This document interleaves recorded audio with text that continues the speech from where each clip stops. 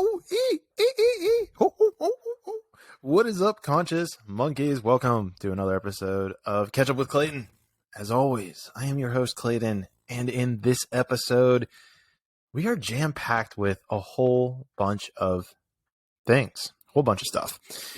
We have small wins, a lens into the small wins. It's small win season, people.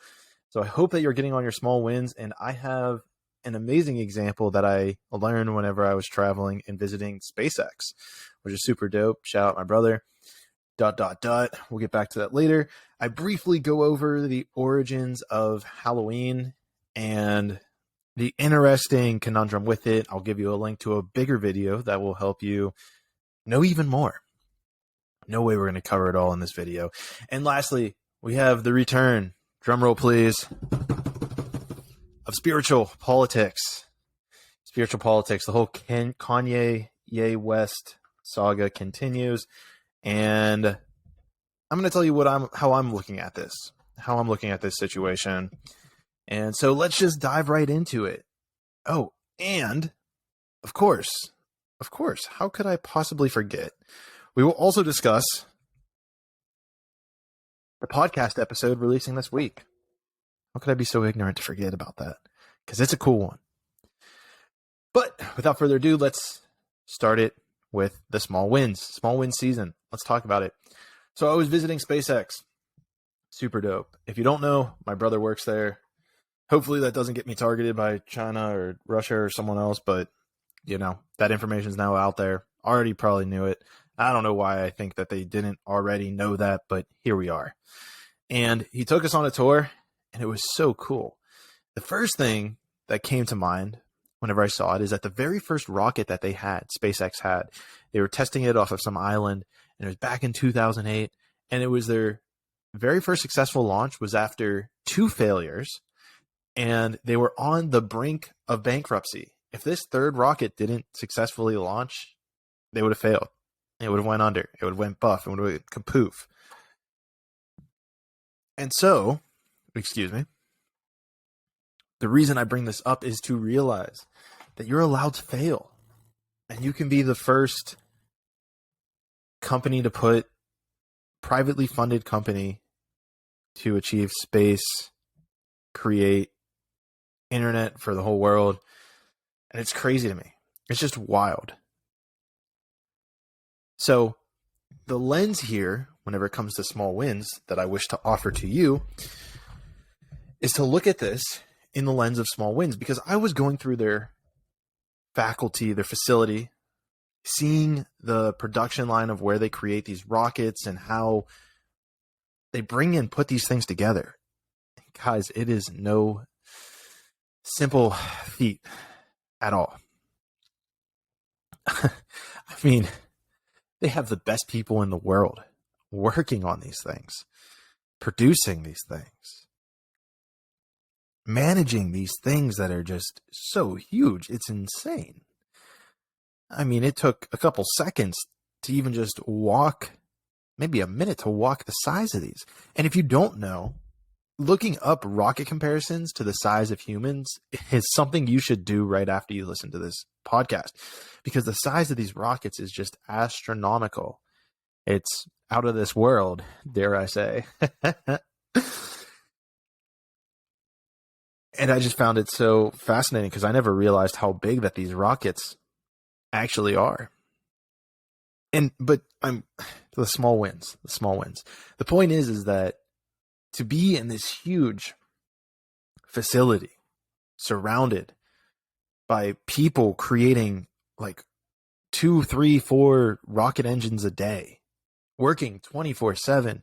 To me, I'm sitting there looking at this like, this is so cool. This is so powerful. This is so something that I would love to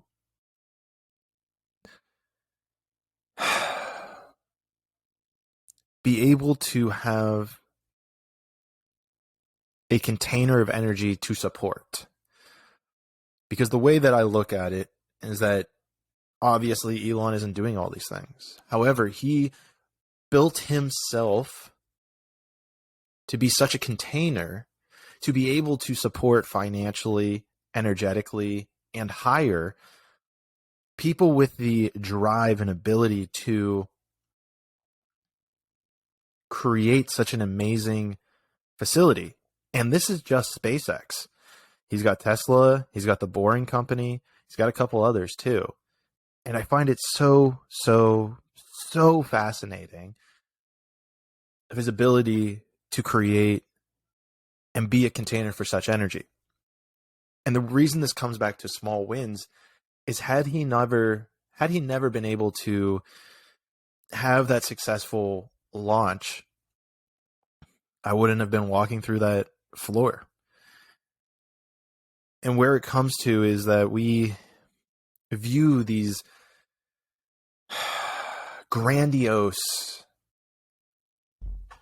humanitarian changing accomplishments, such as spaceflight, such as producing 4 or 5 rockets a day.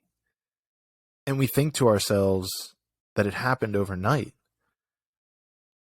But it couldn't be farther from the truth.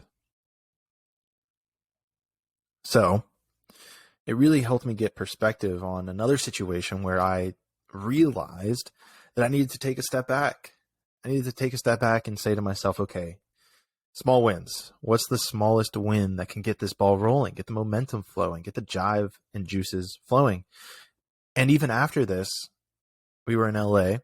We went to the Bigfoot Lodge, which is cool because I figured out that they actually shot a scene from, I believe, Yes Man with Jim Carrey in the Bigfoot Lodge. But we were sitting there, we were talking, great conversation with my parents and brother. And we were talking, I don't remember exactly, we were talking about elementary school and being in like a gifted program.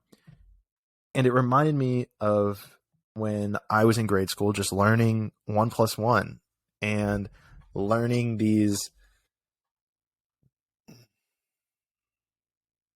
math equations that are so simple today. And for those of you who may not know, my background is as a software engineer, have a bachelor's in science. So technically I am a scientist, which is pretty cool. But the reason that I bring that up is to humbly state that I went through math, through calculus, through differential equations. And I viewed it in this lens of 1 + 1 = 2 is almost where my energetic alignment is. And maybe it's a little bit past that, but I'm just, for simplistic sake, 1 + 1 = 2 is maybe the equivalence of where my monetary energetic alignment is. And I'm saying to myself, hey, I want to be able to take on the energy of differential equations. And I'm just like, how do I get to that differential equation energy? Instead of saying, okay, master adding, master subtracting, master division, multiplication, master algebra, master geometry. And then you can actually get into calculus 1, 2, 3. And then differential equations. That's where you want to go. It takes time. It took you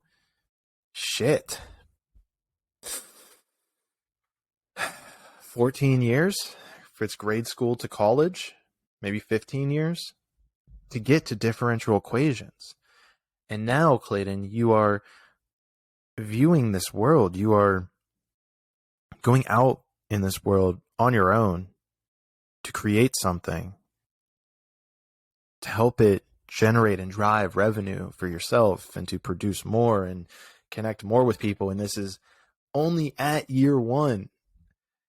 You need to realize that you're only in the first year of trying to really fully dive in and make money for yourself. Of course, you're not going to be solving differential equations on the first year. Of course, you're not going to be mastering the energetics of money. Of course, you are not going to be making $1 million a year, per month even. I think the per day was actually my, now that I'm thinking back on it, I was actually trying to manifest $1 million per day. And the universe is just like, dude, you're looking at it in the 20-year plan. Like, it's like, just break this down smaller, focus smaller. And that's something that a lot of people have actually been telling me. I've been bringing it up. I told you I met with Christina Rice last week, and she even brought that up as well. She echoed that small win season. Akashic Danny echoed that small win season. And so I'm super grateful for both those people, but even more grateful for myself. I'm gonna, they pointed me in that direction. I'm super grateful that I'm able to recalibrate and actually just kind of take that in, because I do believe that we do need to get multiple perspectives on our situation. Because I'm super grateful for Danny, incredible Akashic record reader, super grateful for Christina, incredible channeler as well. And there's a part of me, the scientist, here it is, the scientist part of me wants to get different data points from different people. And so it's nice to hear that validation. And quite frankly, shout out to Lauren Fisher, who's on episode 43 and episode 17, I believe. Trying to go off memory here. I believe that's accurate, because I sat down with her to discuss the energetics of relationships and sex. And in our conversation, she echoed things that I knew and have been putting off to do with regards to aligning myself to a new relationship. And I've known it, but listening to another person say it, it almost validates these things for ourselves. And I know that when I have people in on Akashic record readings, which you can sign up for in the link below, click on the master link, that a lot of times, maybe 70% of the time, I'm saying things that these people already know. You're asking me a question and I'm telling you an answer, and the response is, oh, well, I kind of already knew that. And it's so wild how we just sometimes need that outside voice to push us in that direction. It's like, shit, I already knew that. Why didn't I listen to myself? And the answer to that goes very deep, and it's very different for everybody. It could be culture, it could be the time period we're in, it could be just the out of tune nature that we see ourselves.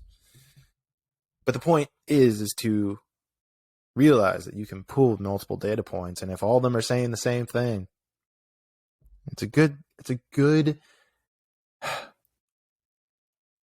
there's a chance that you should take a swing on it. You should give it a shot. That's what I would suggest for you.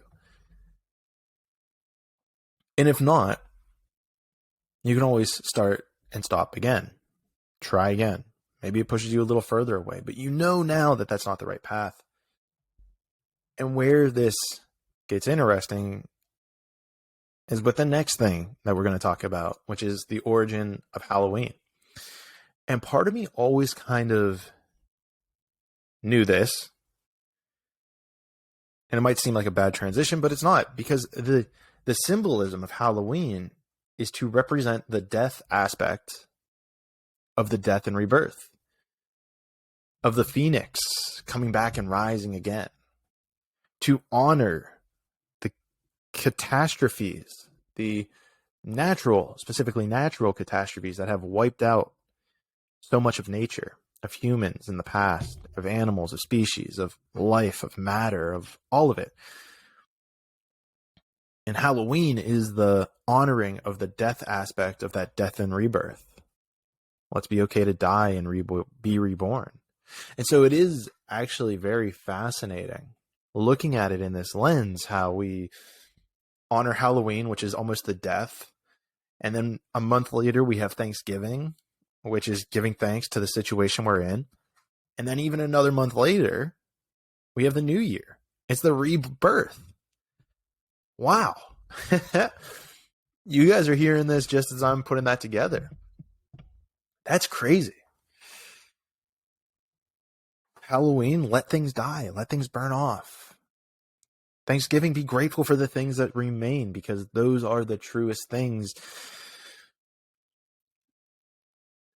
that have guided you to this point in your life. And then we have the rebirth in the new year. Double down on those things. Invest in those things more. Yourself, your podcast, your content, your profession, your studio. Invest in yourself and be reborn into that new energy. And a lot of this information about Halloween, I'm pulling from a YouTube video of After School by the great Dr. by the great Mark Wooding. Mark was on episode 11, and then he was also recently featured in the most underrated episodes of the first year, because for some reason, nobody listened to his first episode. It was like the second lowest. It was the second lowest viewed episode in the first year. And I was like, this is not okay. I was like, Mark deserves more than this. And so we did it. We gave Mark a little bit more of a platform. We got his name out there a bit more. And so go check out that episode. So great. Also in the link below, I will be including that YouTube video as well, because, you know, Mark, if you listen, kudos to you, brother. Keep doing your thing. Now, for the moment that you have all been waiting for. Spiritual politics. This whole Kanye West saga. And it's interesting, too, because there's actually a clip from an episode I did with Simplifying Sam in episode 31, where we talked about Kanye and the fact that the nature that we all are and have these pieces of God within us. And that clip is going viral still on Instagram, which is cool. But now that all this shit is coming out, maybe it's circulating again. I don't know what's happening, but then people are commenting like anti or whatever.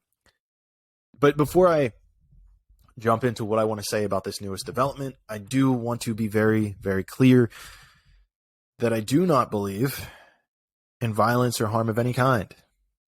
It doesn't make, I don't want to say it doesn't make sense. I understand why people do it, but there is always a better way than violence, than hate. And it takes people to show that path for others.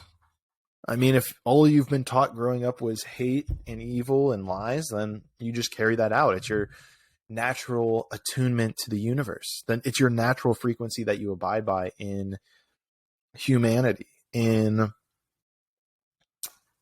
this 3D plane of existence and reality.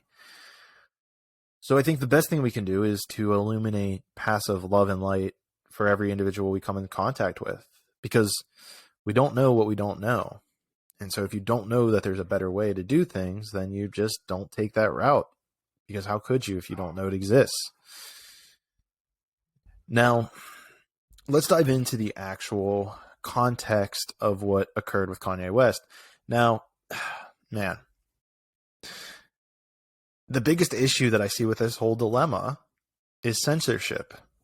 I've said it before in other spiritual politics, but my biggest concern here is censorship, because it is impossible for me to actually go back and see what Kanye actually said.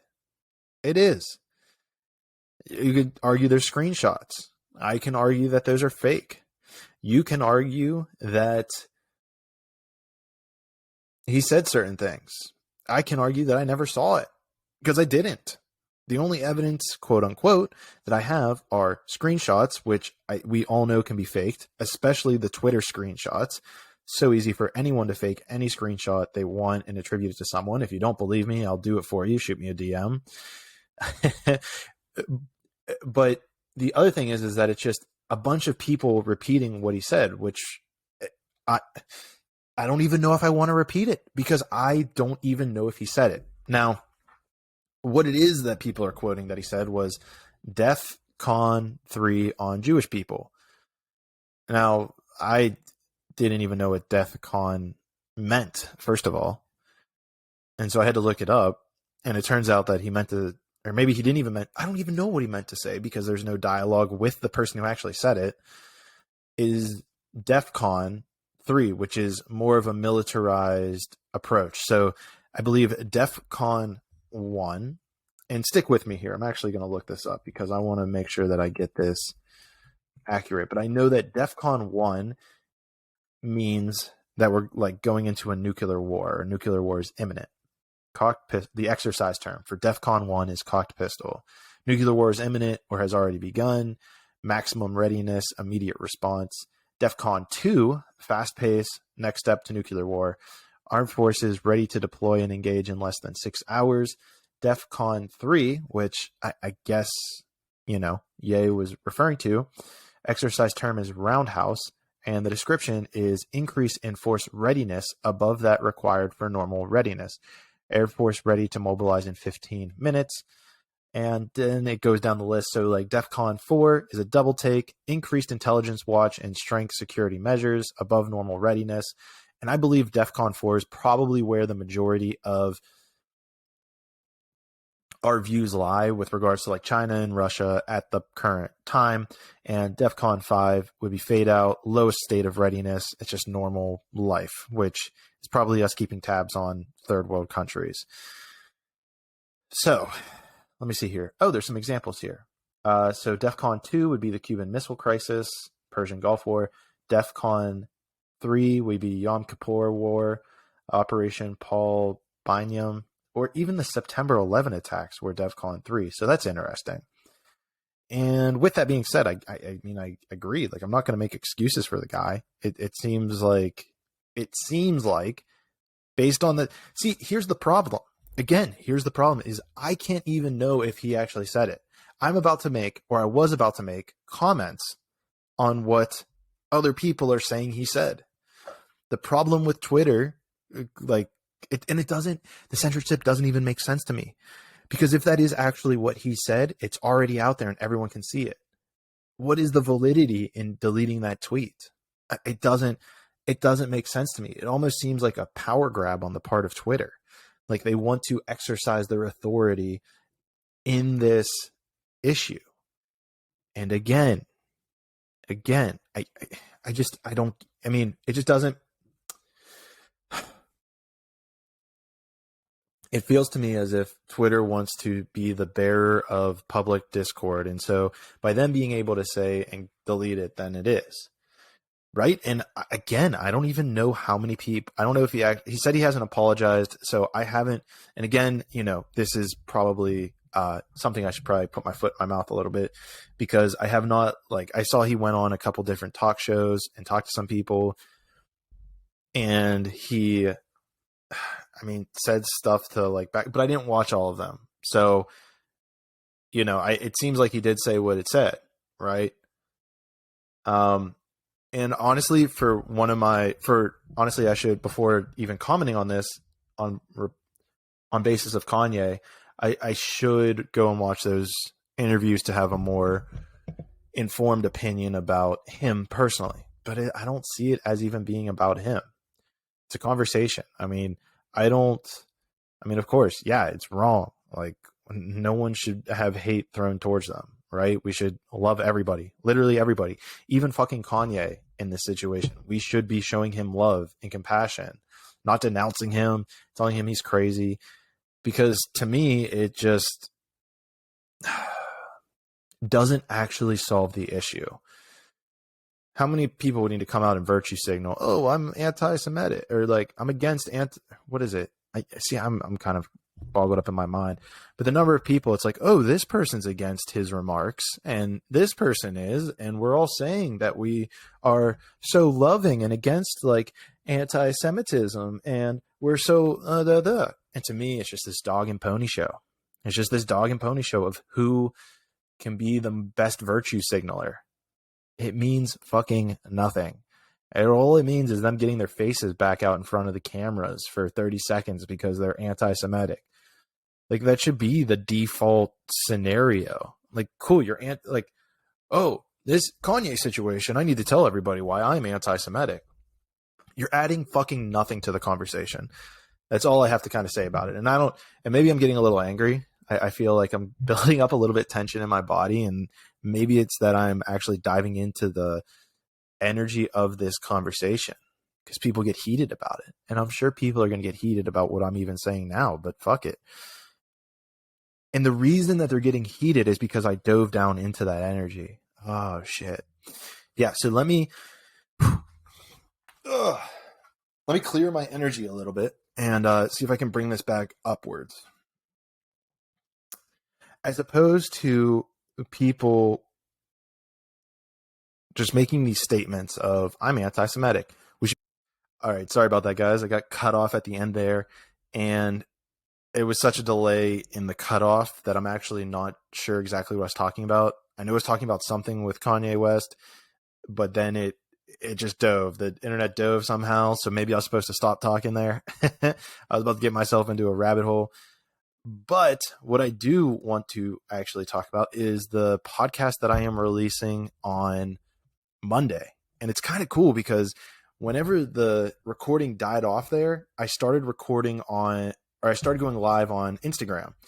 And the idea that I actually came to with the beautiful people on Instagram is that I decided I'm going to start going live on IG so that you guys can interact with me while I'm recording the Catch Up with Clayton episodes. And if you guys have questions, if I need to be more clear about something, I could just look in the comment section and be like, hey, let me see what you guys think. So the last thing that I want to wrap up on is a quick introduction to episode 052, which is going to be releasing on Monday. And it is with Dream Oracle Holly Emerson. And it is a very fascinating way that she breaks down reality, because her view is that dreams have so much information in them that she finds answers in the waking life in the dream world.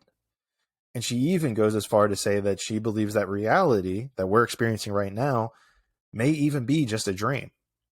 And I find this so fascinating because I have also had the idea that dreams are parallel or different timelines. And so if when I'm dreaming, I'm entering a different timeline, then it would serve to make sense that this waking reality is accessible to a different timeline version of Clayton. If that gets your gears turning and you're interested in it, get ready for the podcast that's releasing on Monday, October 31st? Oh my gosh, it's releasing on Halloween. That's pretty cool. So cool. I appreciate you guys. I love you guys. Thank you for sticking around, listening to this. Go check out all the links below that we talked about. And with that being said, Conscious Monkeys, I will see you all in the 6th dimension.